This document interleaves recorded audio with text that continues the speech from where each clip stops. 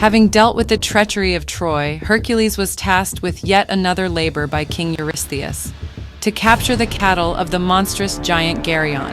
This task would take him to the far-off island of Erythea, near the border of the known world. The journey was perilous and long, taking Hercules across vast seas and unfamiliar lands. According to legend, during his journey, Hercules needed to cross the mountain that blocked his route to the Atlantic Ocean.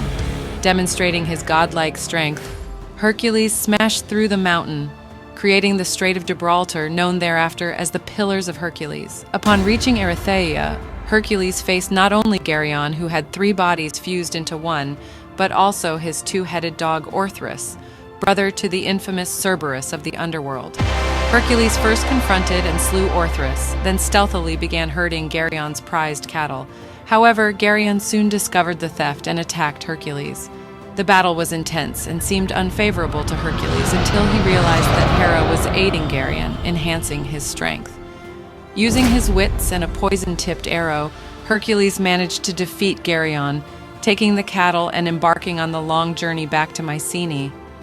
Upon successful completion of this labor, Hercules was once again dispatched on a quest by Eurystheus, this time to retrieve the golden apples from the Garden of the Hesperides. These apples were not only a symbol of divine power, but were also guarded by a fearsome dragon, Ladon, and the Hesperides themselves, nymphs who tended to the mystical garden. As Hercules approached the garden, he encountered the Titan Prometheus, bound to a rock as punishment by Zeus, with his liver being eaten daily by an eagle. Prometheus, a Titan known for his wisdom and foresight, committed a grave offense against Zeus, the king of the gods. He stole the sacred fire from Olympus and bestowed it upon humanity, igniting the wrath of Zeus.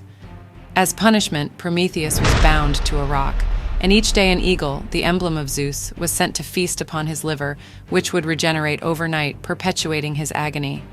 Hercules, a demigod born from Zeus and the mortal woman Alcmene, grew into a man of immense strength and noble spirit.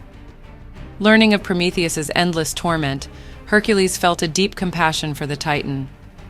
Believing that Prometheus had suffered unjustly and for too long, Hercules decided to intervene. With his formidable archery skills, he shot down the monstrous eagle, ending its daily attacks. Using his godlike strength, he shattered the chains that bound Prometheus, setting the Titan free. Grateful for his liberation, Prometheus, despite his weakened state, offered Hercules valuable advice.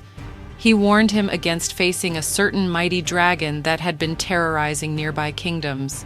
Instead, Prometheus suggested that Hercules seek the counsel of Atlas, another Titan who had also faced Zeus's severe punishments.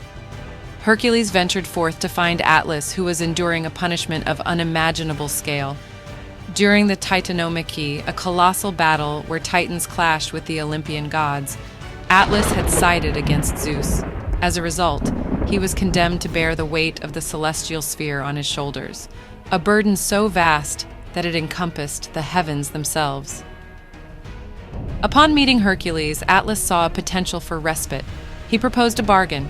He would retrieve the golden apples from the Garden of the Hesperides, apples that Hercules needed to complete his labors, if Hercules would temporarily take his place and uphold the heavens. Hercules, driven by duty and the promise of completing his quests, agreed. The exchange was made, and Hercules, with every ounce of his strength, held up the celestial sphere.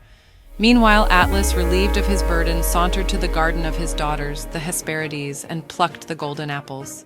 Upon his return, however, Atlas revealed his reluctance to reassume the heavens' weight. He suggested to Hercules that he might deliver the apples to King Eurystheus, Hercules' taskmaster himself. Realizing that he had been deceived, Hercules resorted to his cunning. He feigned acceptance, but requested that Atlas take back the sphere just long enough for Hercules to adjust his lion-skin cloak, claiming it made the burden unbearable. Atlas, empathizing with the discomfort and momentarily fooled, agreed.